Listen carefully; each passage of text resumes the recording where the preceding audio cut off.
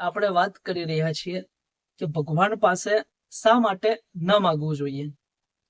જે અનુભવી લોકો છે એમણે એના મુખ્યત્વે 2-3 કારણો કહ્યા છે. એમાંથી એક કારણ આપણે જોઈ ગયા આવતા વિડીયોમાં કે ભગવાને આપણને વગર માગીએ ઘણું બધું આપ્યું છે, એટલા માટે ભગવાન પાસે ન માગવું જોઈએ. હવે મહાપુરુષ બીજું કારણ કહે છે. મહાપુરુષ ભગવાન વિશે એવું કહે છે કે આપણે માગીશું અને ભગવાન આપશે જ એવું નથી. એટલે આપણે માગીશું અને એ આપશે જ એવો વિશ્વાસ જેનો ન થઈ શકે તે એટલે ભગવાન. આપણા બધા લોકોનો અનુભવ હશે કે આપણે તો ભગવાન પાસે ઘણું બધું માગીએ છીએ, પરંતુ બધું જ કંઈક આપણને મળતું નથી. અમુક માંગણી પૂરી થાય છે અને અમુક માંગણી આપણી પૂરી થતી નથી. તો એવું શા માટે થાય છે? તો મહાપુરુષ એવું કહે છે અને મહાપુરુષ સમજાવે છે કે એકવાર ડોક્ટરની પત્નીએ ભગવાન પાસે એવું માગ્યું કે ભગવાન, આ વર્ષે મારે 10 તોલા સોનું જોઈએ છે, એટલે તમે કંઈક એવું કરો કે મને 10 તોલા સોનું મળી જાય.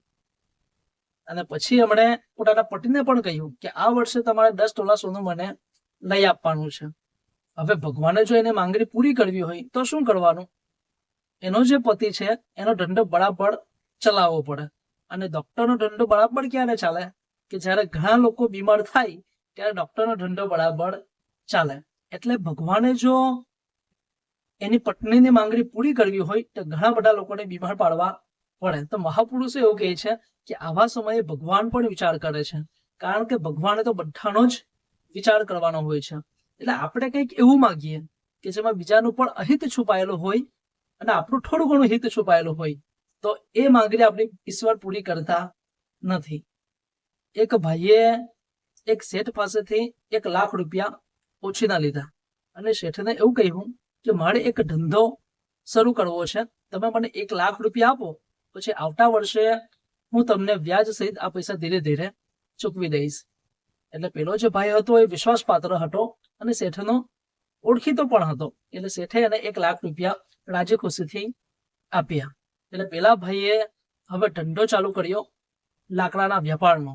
એટલે એ વ્યક્તિ લાકડા વેચાતા લાવે અને એક સ્મશાનની બાજુમાં એને દુકાન ખોલી.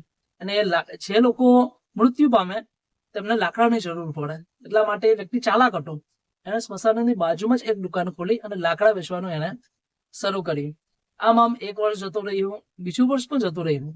એટલે પેલા શેઠને વિચાર આવ્યો કે પેલા ભાઈએ તો મને દાવો કર્યો હતો કે આવતા વર્ષે તમને વ્યાજ સહિત પૈસા આપી દઈશ.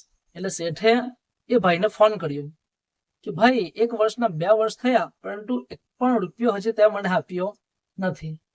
એટલે પેલા ભાઈએ એવું કહ્યું કે શેઠ જવા દો ને, 2 વર્ષથી ધંધામાં કઈ તેજી નથી, 2 વર્ષથી મારા લાકડા વેચાયા જ નથી. જો આ વર્ષે ધંધામાં બરાબર તેજી આવી જાય તો હું તમને વ્યાજ સહિત 6 મહિનાની અંદર જ પૈસા ચૂકવી દઈશ. અને મેં ભગવાન પાસે માગ્યું પણ છે કે ભગવાન આ વર્ષે મારો ધંધો બરાબર ચાલવો જોઈએ. હવે આ વ્યક્તિએ ભગવાન પાસે માંગણી કરી છે. કઈ માંગણી કરી છે?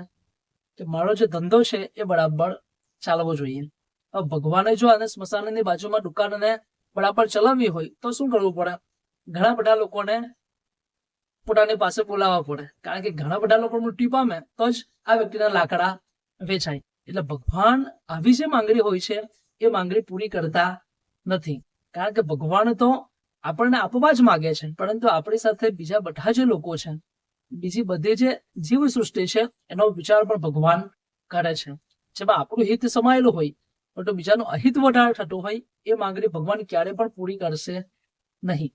ચોમાસું આવ્યું ત્યારે દેરકાએ ભગવાનને એવું કહ્યું કે ભગવાન આ વર્ષે તું કાદવનો વરસાદ વરસાવજે. અને સરોવરમાં રહેલા હંસે એવું કહ્યું કે ભગવાન આ વર્ષે તું મોતીનો વરસાદ વરસાવ.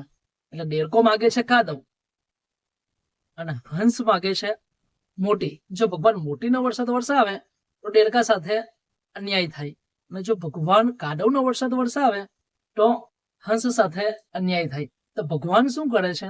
ભગવાન પાણીનો વરસાદ વરસાવે છે, એટલે પાણીથી કાદવ પણ થઈ શકે અને પાણીમાં મોટી પણ પાકી શકે. એટલે ભગવાન બધાનો જ વિચાર કરે છે. એટલા માટે આપણા કરતા ભગવાન સૌથી વધારે વિચારી શકે છે.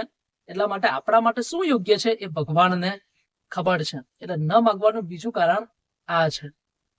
પહેલું કારણ આપણે જોયું કે ભગવાનને વગર માગીએ ઘણું બધું આપ્યું છે, એટલે ભગવાન પાસે કઈ માગવાનું હોતું નથી.